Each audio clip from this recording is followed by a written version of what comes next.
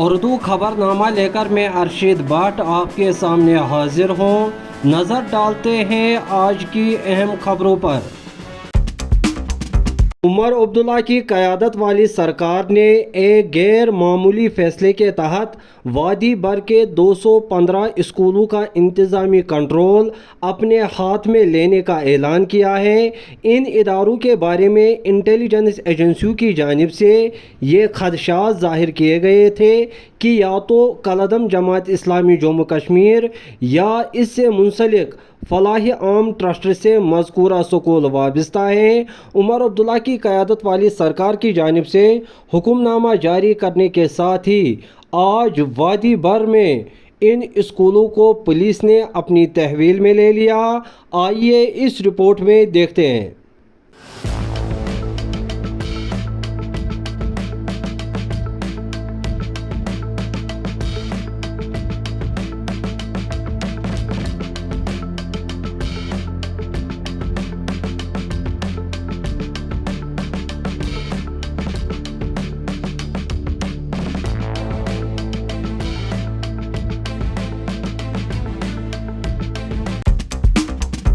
वज़ीर तालीम सकीना यतू ने आज वाज़िया किया है कि डिप्टी कमिश्नरों को स्कूलों की ज़िम्मेदारी संभालने की हिदायत उन्होंने नहीं दी थी। उनका कहना था कि जारी शुदा हुक्मनामे में सेक्रेटरी ने गलत तौर पर यह तासुर दिया है कि स्कूलों को डिप्टी कमिश्नरों के हवाले किया जाए, जबकि हकीकत यह है कि जो मतन मैंने तहरीर किया था वो इस हुक्मनामे से मुख्तलिफ है। आज सकीना यतू ने श्रीनगर में एक प्रेस कॉन्फ्रेंस के दौरान मजीद क्या कुछ कहा, आइए सुनते हैं। कुछ लोग कल से इस ऑर्डर जो निकला है, ऑर्डर तो गलत आया है, मैं खुद मानती हूँ वो ऑर्डर हमारा ऑर्डर नहीं है। पहले मैं ये क्लियर करना चाहती हूँ, मेरा जो ऑर्डर था वो ऑर्डर ये है कि जो 19 से जो आज मैडम साहिबा बात कर रही हैं, आज उसको याद आ गया। मैं पूछती हूँ 19 से लेके आज तक कहाँ थी वो? जब इन स्कूल्स को बंद किया गया, एडवर्स सिक्योरिटी CID रिपोर्ट आया है, उस वक्त से लेके आज तक क्यों नहीं बात की? अगर वो हमदर्द थी जमात इस्लामी की लोगों की तो तब बात करती, 2014 में बात करती, 20 में बात करती, 21 में बात करती, 24 में बात करती, 22 में बात करती, लेकिन उसको आज ये बात आ गई। लेकिन हम जो बच्चे हैं उनके साथ धोखा नहीं करना चाहते।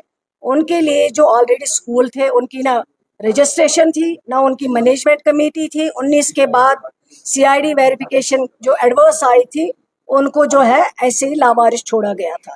जब उनके एग्जाम आते थे, बोर्ड एग्जाम्स, उस वक्त जो है उनको बेचारों को मुश्किल का सामना करना पड़ता था। लेकिन हमने यही कहा है कि उनके लिए तब तक जब तक ये मैनेजमेंट कमेटी बनेगी, जब तक ये रजिस्ट्रेशन उनकी होगी, जब तक ये 3 महीनों के अंदर अंदर ये मैनेजमेंट कमेटी अगर आज ही बनती है, मैं वसूख से कहती हूँ CID वेरिफिकेशन लाइए, जो मैनेजमेंट कमेटी बनेगी कल ही स्कूल उनके हवाले होंगे। आज ये जो ड्रामा लोग कर रहे हैं उनको मैं पूछती हूँ, आपने हमारा विकार, तशख्खुस, हमारी आइडेंटिटी, हमारी पहचान आप सबकी वजह से ख़त्म हुई है। जो आप आज ड्रामा करते हो, स्कूलों को, बच्चों को आप निशाना बनाना चाहते हो, बच्चों के ऊपर पॉलिटिक्स करते हो और ये गलत बयानी करते हो कि स्कूलों को बंद किया गया, स्कूलों को बैन किया गया है। आप खुद देखिए, आप खुद जाइए वहाँ पे उन स्कूलों में, वो बच्चे पढ़ रहे हैं या बैन किए? बच्चे वही है, स्ट्रक्चर वही है, टीचर्स वही है, किसी ने कोई बैन नहीं किया है। सिर्फ इतना कहा है कि CID रिपोर्ट जो एडवर्स आया हुआ है, अब कमेटी जो खत्म हो चुकी है, एक्सपायर हो चुकी है, कमेटी नई बनेगी, 3 महीनों के अंदर इसको रिव्यू किया जाएगा और तब तक जो नियरेस्ट प्रिंसिपल होगा वो इसकी देख रेख करेगा। जी मैम, जो आप बता रहे हैं कि गलत आर्डर जो है निकला है, आप एजुकेशन मंत्री हैं, तो आपकी आर्डर जो है वो क्यों नहीं? देखिए, मैं वही कहती हूँ, हमारे जो यहाँ पे रियासत जम्मू कश्मीर जब थी, जो हमारे पास ताकत थी, वो ताकत अगर आज खत्म हुई, उसके जिम्मेवार यही लोग हैं जो इस वक्त चला रहे हैं। वो सवाल आप उन्हीं से पूछ लीजिए। और मेरा जो काम है, मैं अपना काम बेहतर तरीके से जानती हूँ और अपना काम बेहतर तरीके से करती हूँ। इन बच्चों के बारे में बात करनी चाहिए। बोलो, वो जमाना चला गया जब आप कहते थे गोली से नहीं बोली से, जब आप लोगों को धोखा देती थी, जब आपने दूध और टॉफी की बात की, जब आपने लोगों को कहा कैंप में दूध और टॉफी लेने गए थे, जब आपने कहा मैं घर घर 2-2 नौकरियां दूंगी। आज अगर कश्मीर इस मुसीबत में है वो आपकी देन है, आपकी मेहरबानी है। آپ نے ہماری زمینیں ختم کی ہیں, آپ نے ہمارا اسپیشل اسٹیٹس ختم کیا ہے, آپ نے ہماری اسٹیٹ ختم کی ہے جو ایک پرانی اسٹیٹ تھی. آپ سمجھتے ہو میں یہ چیزیں ناٹک کر کے لوگ وہ بھول جائیں گے؟ کشمیر کے لوگوں نے آپ کو ریجیکٹ کیا ہے اور آگے بھی ریجیکٹ کرتے رہیں گے. اس لیے بچوں کے کیریئر کے ساتھ مت کھیلیے. یہ 51,000 بچے ہیں جن کا کیریئر ڈارک میں تھا, کوئی ان کو پوچھتا نہیں تھا. ہم نے کہا نیئرسٹ پرنسپل جو ہے وہ لک آفٹر کریں گے, دیکھ ریکھ کریں گے جب تک مینجمنٹ کمیٹی بنتی ہے, اس کے بعد ان کے حوالے کیا جائے گا اگر CID ویریفیکیشن آتی ہے. آپ لوگوں نے سیاست کو ڈرامہ سمجھ رکھا ہے. آج اگر پالیٹکس جموں کشمیر میں تباہ ہوئی ہے لیڈروں کے ساتھ, آج اگر وہ چیز نہیں ہے جو پہلے ہوا, اس چیز کے ذمہ دار صرف آپ لوگ ہیں جنہوں نے ہر چیز کو پالیٹکس بنایا ہے, بچوں کے کیریئر کو پالیٹکس بنایا ہے, لوگوں کے وقار کو پالیٹکس بنایا ہے.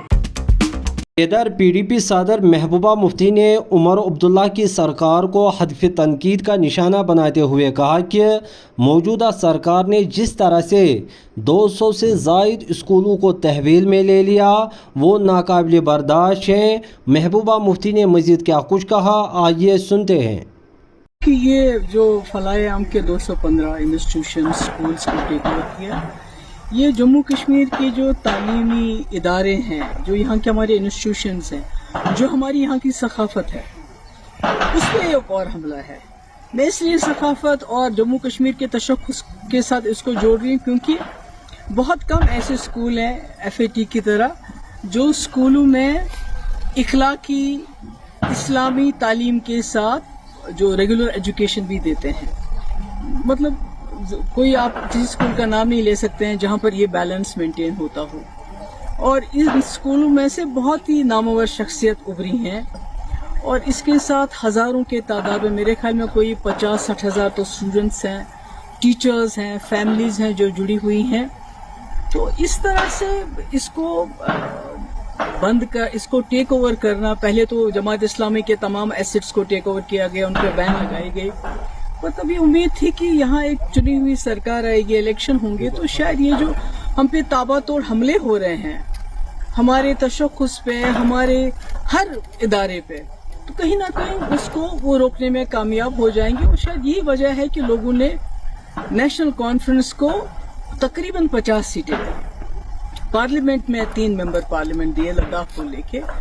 تو پر افسوس کی بات ہے کہ بجائے اس کے وہ اس چیز کو روکے, تو یہ گورنمنٹ کی طرف سے آرڈر آنا مجھے لگتا ہے کہ یہ مطلب ایز اے کشمیری مجھے لگتا ہے ایز اے کہ یہ جو لوگوں کا جو بھروسہ ہے ان پہ کیا گزری ہوگی, میں اس کا اندازہ نہیں لگانا چاہتی, کیونکہ پچھلے الیکشن میں تمام لوگوں نے اپنی آئیڈیالوجی سے بالا تر اٹھ کے, چاہے وہ جماعت اسلامی تھے, چاہے اہل حدیث تھے, چاہے امپلائیز تھے, چاہے ٹیچرز ایسوسیشن تھی, چاہے نوجوان تھے, سب نے سوچا کہ ایک ہی جماعت کو ووٹ دیں گے تاکہ یہ جو طوفان آ رہا ہے ہم پہ مرکز کی طرف سے, اس کو شاید ایک جماعت روک پائے گی, ایک ہی جماعت روک پائے گی, کیونکہ PDP کو توڑ پھوڑ کر کے PDP لگتا تھا لوگوں کو یہ ختم ہو چکی ہے, یہ مقابلہ نہیں کر پائے گی. تو ایسے میں یہ ہونا, اور ابھی آپ نے دیکھا کچھ دیر پہلے جو ہماری اردو زبان ہے سرکاری دفاتر میں سے اس کو تقریباً خارج کیا جا رہا ہے. ہماری کتابوں, ہمارے جو سلیبس ہے, جو کریکولم ہے, اس میں جو ہے ہمارے شیخ العالم رحمۃ اللہ علیہ ہیں, یا ہمارے علامہ اقبال صاحب ہیں, یا اسی طرح جو ہمارے آغا شاہد صاحب ہیں, ان کو بالکل اس سے الگ کیا جا رہا ہے. تو سرکار جو ہے خاموش ہے, اور اس بار تو سرکار حصہ بن گئی. آپ کو یاد ہوگا 2016 اور 17 میں جب یہاں بہت حالات خراب ہوئے, پتھراؤ روکے نہ روکے, دلی سے اتنی بڑی ٹیم آ گئی, بڑے بڑے منسٹرز کی, بڑے بڑے پالیٹیشنز کی, اور حریت کے دروازوں پہ گئی کہ آپ دروازہ کھولیے, ہم سے بات کیجیے, دروازے بند کر دیے. یعنی اتنے حالات خراب تھے. اس وقت میرے اوپر بہت پریشر آیا تھا کہ آپ جماعت اسلامی کے اوپر کریک ڈاؤن کر لیجئے, بین کر لیجئے, ان کو PSA لگا لیجئے, ان کے ایسٹ سیز کا جو اب ہو رہا ہے, جو اس وقت کی سرکار اس وقت کر رہی ہے.